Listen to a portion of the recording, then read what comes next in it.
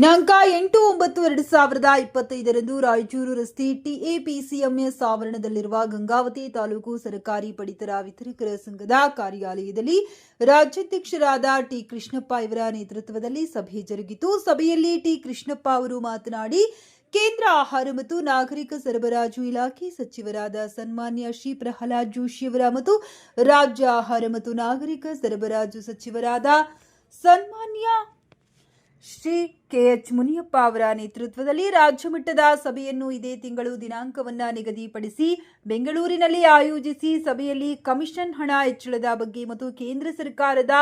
Bharat rice, Bharat ದಾಲ್, ಅಡುಗೆ ಎಣ್ಣೆ ಹಾಗೂ ಇನ್ನಿತರ ಆಹಾರ ಪದಾರ್ಥಗಳನ್ನು ಕೇಂದ್ರ ಸರ್ಕಾರದಿಂದಲೇ ಕಡಿಮೆ ದರ ನಿಗದಿಪಡಿಸಿ ಬಡವರಿಗೆ ನ್ಯಾಯಬೆಲೆ ಅಂಗಡಿಯ ಮೂಲಕ ವಿತರಿಸಲು ಅನುವು ಮಾಡಿಕೊಡಬೇಕೆಂದು ಸಚಿವರಲ್ಲಿ ವಿನಂತಿಸೋಣ. ಆದ ಕಾರಣ ಎಲ್ಲಾ ಪಡಿತರ ವಿತರಕರು ತಾಲೂಕು ಮತ್ತು ಜಿಲ್ಲಾದ್ಯಂತ ಹೆಚ್ಚಿನ ಸಂಖ್ಯೆಯಲ್ಲಿ ಆಗಮಿಸಿ ರಾಜ್ಯ ಮಟ್ಟದ ಕಾರ್ಯಕ್ರಮವನ್ನು ಯಶಸ್ವಿಗೊಳಿಸಬೇಕೆಂದು ಹೇಳಿದರು. ಈ ಸಂದರ್ಭದಲ್ಲಿ ರಾಜ್ಯ ಮಟ್ಟದ ಪದಾಧಿಕಾರಿಗಳು ಹಾಗೂ ತಾಲೂಕು ಪಡಿತರ ವಿತರಕರ ಸಂಘದ ಗೌರವ ಅಧ್ಯಕ್ಷರಾದ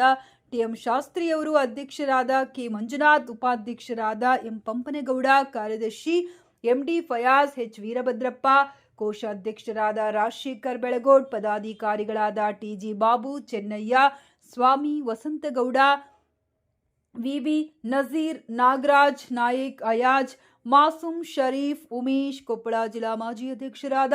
ಹಾಲಯ್ಯ ಉಡೇಜಾಳಿ, ಯಲಬುರ್ಗಾ ತಾಲೂಕು ಅಧ್ಯಕ್ಷರಾದ ಛತ್ರಪ್ಪ ಚಲುವಾದಿ, ಕಾರಟಗಿ ತಾಲೂಕು ಅಧ್ಯಕ್ಷರಾದ ನಾಗರಾಜ್ ಕುಲಕರ್ಣಿ, ಇನ್ನು ಅನೇಕ ಪಡಿತರ ವಿತರಕರು ಹಾಜರಿದ್ದರು.